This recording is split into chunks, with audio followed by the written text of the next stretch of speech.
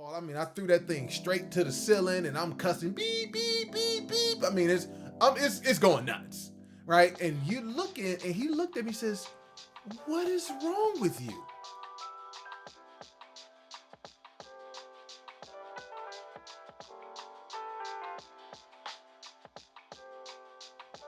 Sup? How you doing? Welcome back to A Moment in Time with yours truly, Aaron Thomason.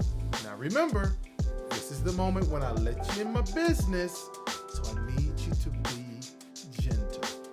All right, so I want to reflect on a moment of clarity, a joint I did a little while ago, talking about permission and the impact in which being granted permission and giving yourself permission, the freedom to do different things. And so let's go check this clip out, and then I want to tell a couple of stories and just kind of land this plane for where I believe we need to go moving forward. All right, let's go check it out. Maybe you're looking at the surroundings around you and you're tired of living in a broke environment or living in an impoverished mindset. And so maybe you need to grant yourself the permission to be wealthy.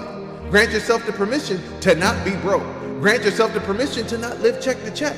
What does that look like? Well, the moment that you give yourself the rights, the authority to do something different, you'll begin to figure out the details. Hey, listen, I like the last part that's on there, that when you begin to give yourself permission or grant yourself the freedom to explore or to pursue what's in front of you, your brain, your mind will figure out the details.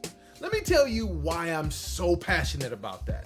I'll give you an instance. Kind of funny, a little sad, don't know where it came from. But one of the things that my parents used to always talk about when I was a kid, that they didn't have to whoop me, they didn't really have to punish me, because I would punish myself. Like, I was the hardest critic, and at times I'm still a very tough critic of myself. You know, I remember one time I messed up, made a mistake, and all of a sudden I was supposed to go live in the jungle with the wild animals, and I didn't deserve my bed, I didn't deserve to eat. Like, I mean, literally, like my parents, and let's be clear, my parents never treated me that way. They didn't do anything of that nature. But my mind as a kid went so far in the wrong direction that from a mistake that you can recover from, like, it wasn't like I was drinking and driving or doing drugs. I was a little kid, but my brain went so far off that it started laying the seeds that maybe it's not okay to make a mistake, right? Now let me show you how that seed planted as a kid, because I was unwilling to give myself permission to make a mistake, or the process of getting better, how it played out. I go to college, I played at Valparaiso University. I'm in one of my workouts, one of my coaches, shout out to my man, Coach Flint. And coach says to me, and after I had missed a couple of shots, and then we're going through some ball handling drills, and I kicked the ball across the gym, and I took the ball, I threw that thing straight to the ceiling, and I'm cussing beep, beep, beep, beep. I mean, it's going nuts, right? And you look at, and he looked at me and says, "What is wrong with you?" And I'm looking at him like, "You just saw me miss these shots. You saw that I'm kicking the ball when I'm dribbling." You know, he says, "Hey, listen, you're in practice. This is where you get better.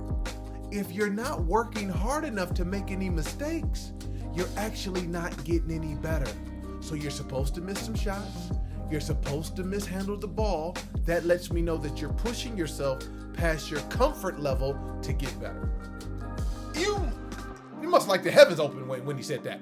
Because in my brain I said, oh yeah, that is why I'm here, is to get better. Now watch. As a little kid, my parents didn't do it, but somehow mentally it was not okay for me to make a mistake. Then I get to college and I'm trying to get better at my craft, but I'm not giving myself the permission to fully engage in the process, knowing that mistakes are part of it. This is why I want us to really hear this. Because for a lot of us, we are like who I was as a little kid, super hard on yourself. You give yourself very little margin and room for error. You don't give yourself the opportunity to be vulnerable, to be human, to actually be imperfect, because for you in your mind, it's like, that don't happen for me. That's for everybody else. And as I'm talking to all you humans on the other side of this lens, who are you? You're not infallible. You're not perfect. So where'd that standard come from? And I know I'm revealing myself. I know I'm not the only one, but because it took me so long, and thank God for Coach Flint, and it still is something I wrestle with now, but thank God for Coach Flint that when I got to college and he makes a statement to me, all of a sudden he gave me permission, and it's like it unlocked something in my head to engage in a process, understanding, knowing that I'm not gonna be perfect, but I'm getting better.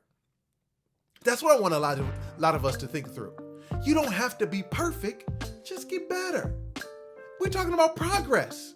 And a lot of us will stay in that boxed in cage of your mind, your thoughts, and the shame, and never move forward because you're too busy saying, I'm not perfect, or I don't have everything worked out.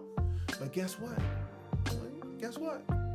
As long as you stay where you are, trying to be perfect, you'll never get to what you see in your mind.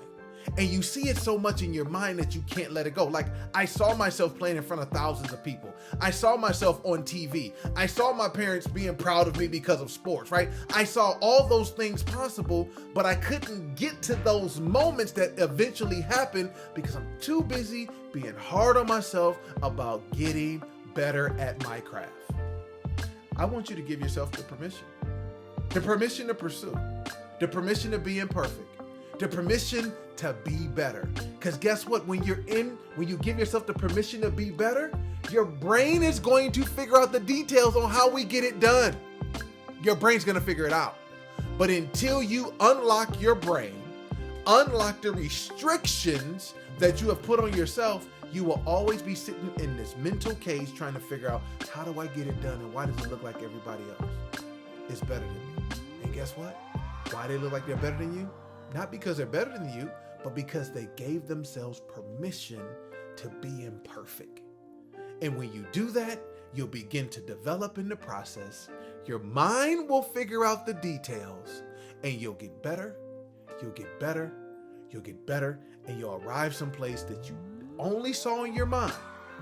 And in some part of you only thought that maybe it was just for your dreams, and you'll live in a whole new reality in which many people are going to be inspired because you kept going and you didn't quit. Listen, I appreciate you for stopping by, being gentle, as I told a couple of those stories. Here's what I want you to do. Do me a favor. Next time, share it with somebody. But listen, put in the comments, what are you giving yourself permission to pursue? Right? In all your imperfection, what are you giving yourself permission to pursue? And here's what I want you to I want to leave us with it. And it's kind of apropos for this edition of A Moment in Time, is just because you're getting better, it doesn't mean that you weren't already good. And until next time, I'll see you then.